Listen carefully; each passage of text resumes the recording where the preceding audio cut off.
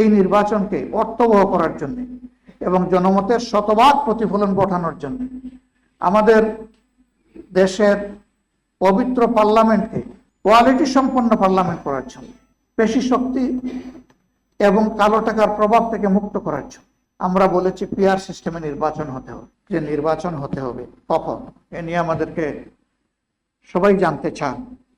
আমরা বলেছি সরকারের প্রধান উপদেষ্টা তিনি ঘোষণা করেছেন বারবার একাধিকবার এবছরের ডিসেম্বর থেকে আগামী বছরের জুনের মধ্যে নির্বাচন হবে। 6 মাসের একটা রেঞ্জ। এখানে আমাদের দেশের আবহাওয়া এবং কিছু পারিপার্শ্বিকতার ব্যাপার আছে।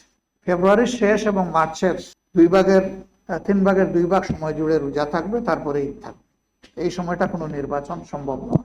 সংস্কার যেটা কার্যক্রম হাতে নেওয়া হয়েছে তা যদি আন্তরিকভাবে গতিশীল করা হয় এবং যদি অংশীজনেরা সবাই সেরকম সহযোগিতা করে, আমরা মনে করি সরকারের ঘোষিত সময়ের ভিতরে সংস্কার সাধন করে নির্বাচন সম্ভব। এর জন্য 2টি সময়কে আমরা উপযুক্ত মনে করি। একটি হচ্ছে ফেব্রুয়ারি মাস রোজা শুরু হওয়ার আগে, আরেকটি হচ্ছে যদি কোনো কারণে এই সময়ের ভিতরে সংস্কারগুলো এবং বিচারের দৃশ্যমান প্রক্রিয়া জনমনে আস্থা সৃষ্টির পর্যায়ে না আসে, তাহলে ম্যাক্সিমাম এপ্রিল পার হওয়া উচিত নয়। কারণ এরপরে আবার কুরবানি আছে, এরপরে ঝড় বৃষ্টি বাদল বন্যা দুর্যোগ এগুলো আমাদের জাতীয় জীবনের অংশ।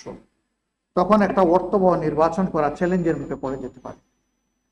এই জন্য এই বিষয়গুলা সংশ্লিষ্ট পক্ষকে বিবেচনায় নেওয়ার জন্য আমরা আহ্বান জানাবো। বান্ডেল থাকলে প্রতি সেনমানিতে টাকা বাঁচবে। বিকাশ সেনমানি বান্ডেল কিনে জিতুন প্রতি লেনদেনে। অতি সম্প্রতি নারী বিষয়ক সংস্কার কমিটি নামে একটা কমিটি প্রধান উপদেষ্টা বরাবরে তাদের সুপারিশমালা সাবমিট করেছে। আমরা বিস্মিত হয়েছি। আমাদের বিদ্যমান কালচার, তাহজিব, তামাদ্দুন এর সম্পূর্ণ বিপক্ষে তারা কিছু সুপারিশমালা এনেছেন। এগুলা বিবেচনা করার তো প্রশ্নই উঠে না। এরকম বিষয় যদি সমাজে কখনো ভুল কমেও ঢুকে পড়ে, তাহলে সামাজিক ব্যবস্থা একদম তছনছ হয়ে যায়। আমাদের একটা পারিবারিক সুন্দর ব্যবস্থা আছে, সেই ব্যবস্থায় চরম আঘাত আসবে। শুধু তাই নয়, তাদের কিছু কিছু সুপারিশ আল্লাহর বিধানের বিপক্ষে দাঁড়িয়ে তারা পেশ করেছে। তাদের এই সুপারিশ গ্রহণ করলে কোরআন পরিবর্তন হয়ে যাবে। এ মুসলমানের দেশে কিভাবে এই ধরনের একটা কমিশন কাণ্ডজ্ঞানহীন এই সমস্ত প্রস্তাবনা নিয়ে আসতে পারে, আমরা বিস্মিত।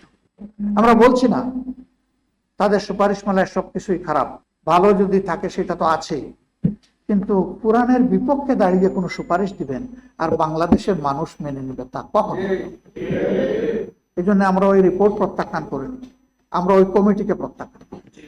আমরা সকল দলের প্রতি আহ্বান জানাবো, রাজনীতি নিজের জন্য নয়, রাজনীতি দেশ এবং জনগণের জন্য।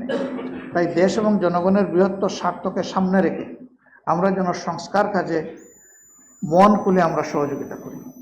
আমরা যত বেশি সহযোগিতা করব, তত বেশি জাতি উপকৃত হবে, ততটাই আগামী নির্বাচনটা সুষ্ঠু এবং সুন্দর হবে।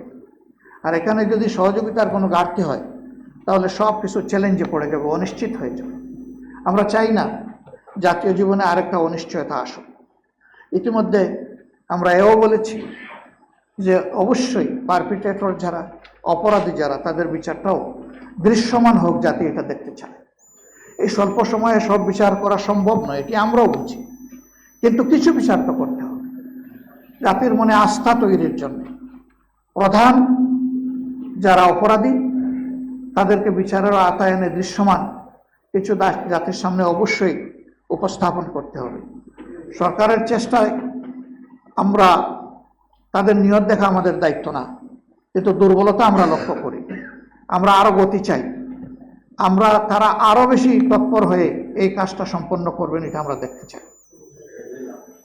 যদি এদের বিচার হয়, তাহলে আগামী নির্বাচনেও কালো টাকা এবং পেশি শক্তির যে প্রভাব, সেইটা খাটানোর দুঃসাহস হয়তো বা কেউ দেখাবে না।